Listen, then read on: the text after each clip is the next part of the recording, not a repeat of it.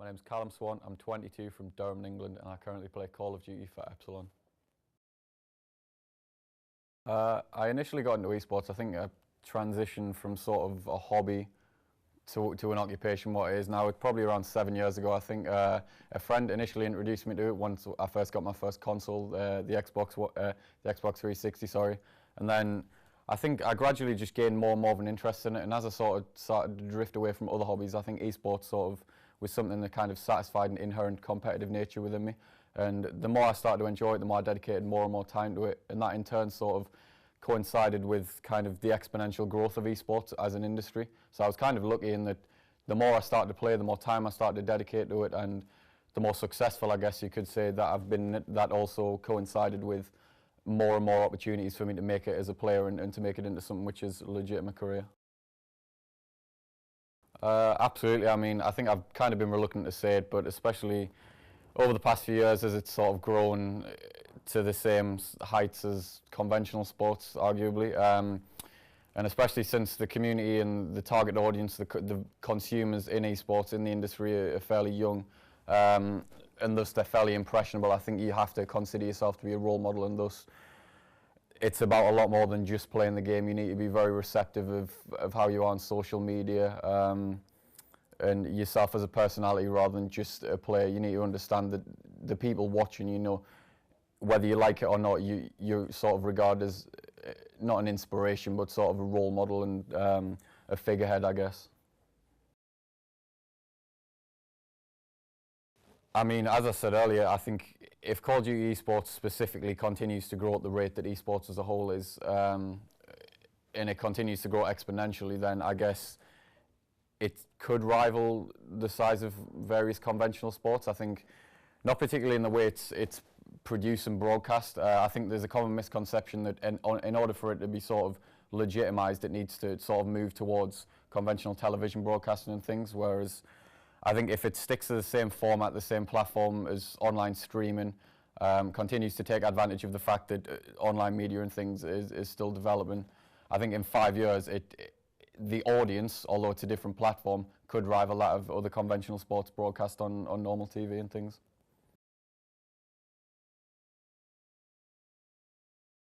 Definitely Optic. For those people who don't know, I moved to Optic, moved to Chicago for a few months. I think it was almost a few months. Sort of a premature departure from there when I ended up coming home. Otherwise, I'd probably still be out there at the moment and wouldn't be doing this. But yeah, so the opportunity to actually travel, well, the opportunity to make a permanent move transatlantically to compete in Call of Duty. You know, when I first started, I didn't think that was even plausible.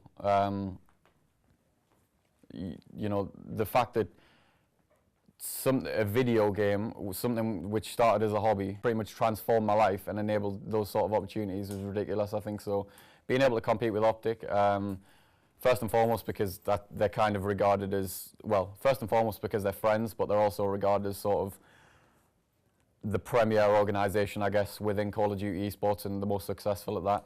And then just the whole learning experience, both in-game and out of game as a person. So Call of Duty XP, I guess, which was, we ended up taking home $100,000, and that was in, I think it was in 2011, I'm not sure, but that was like my first transatlantic trip to Los Angeles, and just being able to experience that, and the whole environment was a complete change from previously attending relatively small European events in comparison. And that was also kind of the catalyst for me taking it more seriously, I guess, in the future. So Call of Duty XP, placing fourth there. Gfinity 3, where we came second, although we kind of flopped it in the final, I guess you might say. It was still a good performance throughout the event, and the fact that there were in excess of 4,000 spectators there, so it was the first predominantly spectator-orientated European event. And that kind of opened my eyes to it, that, you know, this is actually growing. I've gone from my first event, which was in the basement of a HMV, to playing in the Copper Box Arena in the Olympic Park in front of thousands of people. And aside from that, I guess just the ability to just, it's kind of, in general, just travel to these events, experience different cultures, different places, and obviously meet different people.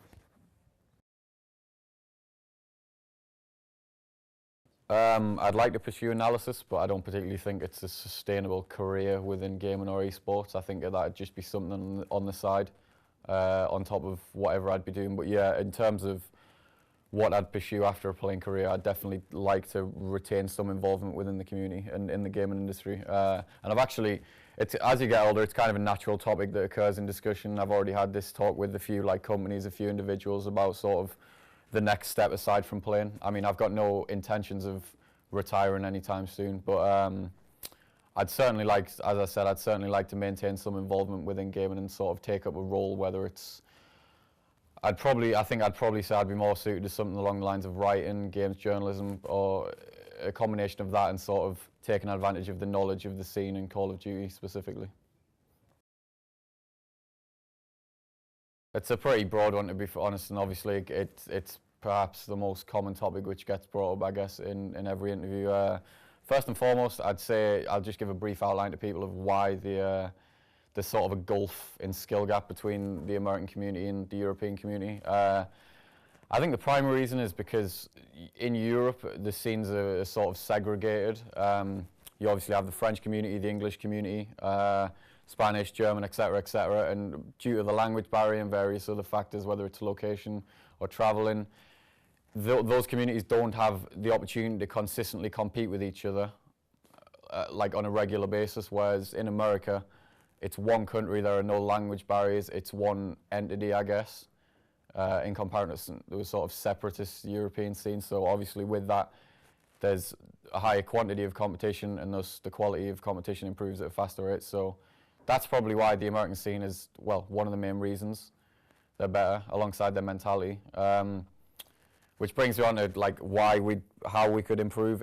I think it's just generally it'd take a shift in mentality, and that obviously the top players, the highest players, they'd have to be at the forefront of that, and it'd sort of trickle down into the community as a whole. But it just takes a shift in mentality. I guess the European mentality it's a lot less effective in terms of how we approach the game to the Americans. I think they're a lot more rigorous. I'm trying to think of a better word for it. They're a lot more just sort of every situation. They'll break down every situation a lot more to the core to get to what's going wrong with certain situations, and they're not afraid to sort of approach things with their teammates in a way that perhaps Europeans might get offended by it. Again, this is another topic which comes up, whether esports should be considered a legitimate sport or not. Controversially, I don't believe it is a conventional sport. I don't believe it needs the classification as a sport in order to progress, or in order to be legitimized. If it was classified as a sport, all that is, as I said, is a classification. All it is a word. It doesn't, in the grand scheme of things, it doesn't mean anything. You know, there are various other platforms of competition which aren't regarded as sports and yet are still successful, still broadcast on mainstream media, still broadcast on television and things.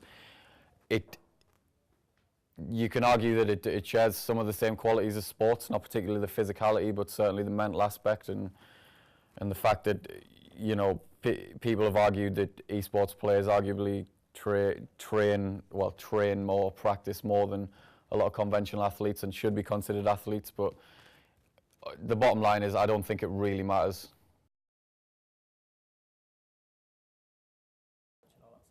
I think online streaming platforms are integral for the growth of competitive Call of Duty. It's still regarded as a niche. It still applies to a specific sort of group of people, a specific target audience, and thus it wouldn't really be sensible. It's been tried in the past, actually. I mean, the early MLG events, for example, and just recently I think there was a League of Legends or a Counter-Strike tournament on ESPN2. And before then, it's been tried in the past. I think MLG had a brief contract with ESPN, and obviously in Southeast Asia, there are various mainstream media outlets who broadcast sort of games. But again, that's sort of League of Legends, StarCraft, and things. Call of Duty specifically, just due to the connotations it has, obviously violence, war, etc. It isn't really appropriate sort of to try and push it towards a mainstream audience. I think the key to growth is to sort of retain involvement with these streaming platforms, MLG TV, Twitch, etc., because that's where the majority of the audience are coming from. Right. I don't know. Yeah. That's everything. That's everything. How you get from underneath there and get the tan.